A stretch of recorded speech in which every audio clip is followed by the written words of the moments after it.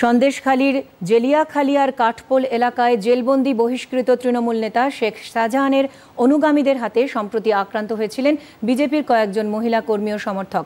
তাদের সঙ্গে আজ দেখা করতে আসেন জাতীয় মহিলা কমিশনের সদস্য ডক্টর অর্চনা মজুমদার। তিনি বলেন, রাজ্যে এখন মহিলাদের উপর অত্যাচার নিত্যনৈমিত্তিক ঘটনা হয়ে দাঁড়িয়েছে।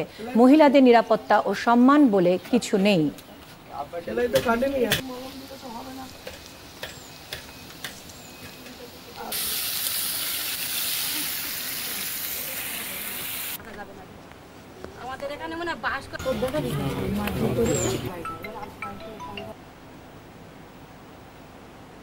এইখানে অত্যাচারটা এমন লেভেলে হয় যে কেউ বাড়িতে নিশ্চিন্তে রাত্রে ঘুমোতে পারে না, কি হিন্দু কি মুসলমান। মেয়েদের উপরে অত্যাচার নিত্য নিমিত্ত। কিছু বড় বড় নেতা যারা জেলে টেলে আছে, তাদের যারা সাগরেদ, তারা এখানে এমনভাবে করে খাচ্ছে। এদের মেয়েদের বলছে ঘর থেকে টেনে বাইরে বের করে।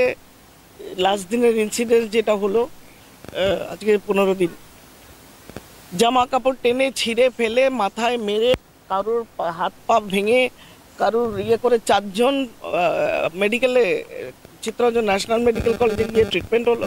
ছুটি হয়ে এসছে, একজনের এখনও ওখানে মেডিকেল কলেজে ট্রান্সফার হয়ে রয়েছে। তো এই যে বেহক মেয়েদের ঘর থেকে টেনে বের করে তাদের মারধর করা, তাদের নিরাপত্তা, সিকিউরিটি, তাদের মডেস্টি, সম্মান কিচ্ছু নেই।